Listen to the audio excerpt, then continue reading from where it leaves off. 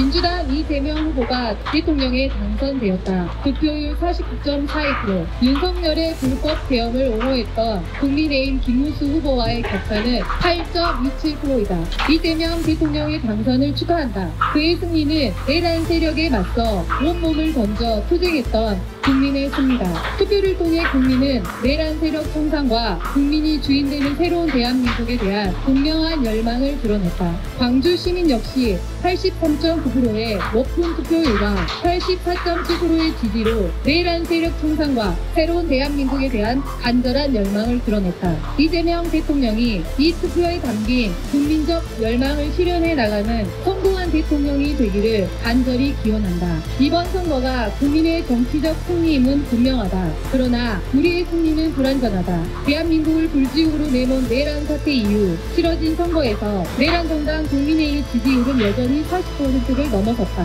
내란 측의 윤석열은 여전히 거리를 활보하고 있고 내란 수사는 지지부진하다. 망가질 대로 망가진 민생과 사회적 약자들에게 고통이 전가되는 불평등한 사회 구조 역시 그대로이다.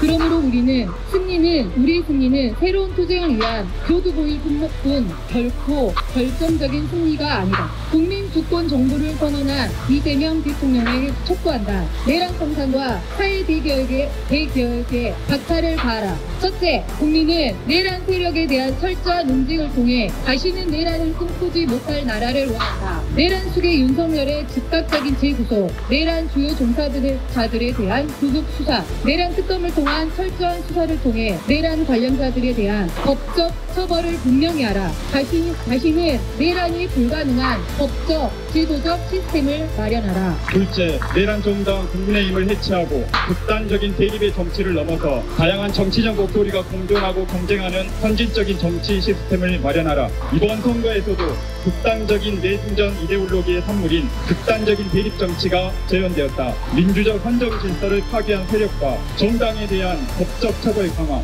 결선 투표제, 비례대표제의 전면화를 통해 정치 다양성을 확대하고 협력의 정치를 실현하라. 셋째, 사회 대개혁을 통해 승자 독식 경쟁 체제가 강요하고 있는 사회 불평등 해소, 차별과 혐오를 극복한 나를 위한 대한민국 건설에 나서야 한다. 내란의 본질적인 조건은 사회적 불평등이다. 부의 불평등, 성적 차별, 지역적 차별 등 사회적 불평등을 극복하지 않는다면 극우 정치와 파시즘은 끊임없이 번성할 것이다. 마지막으로 광주 비상행동은 광주 시민과 함께 명실상부한 국민 주권 정부를 실현할 것을 이재명 대통령에게 촉구한다. 2017년 4월 3일 민주당 대통령 후보 경선에서 패배한 이재명은 우리는 어떤 지위를 위해서나 단순히 이기기 위해서가 아니라 셀 수 없이 많은 사람의 안타까움을 꿈을 이루기 위해 싸우는 것이라고 사자우르프했다. 이 격정적인 연설을 통해 드러난 그의 꿈이 여전하기를 간절히 바란다. 아니 더욱 절실해졌기를 바란다. 그가 이 연설에서 말한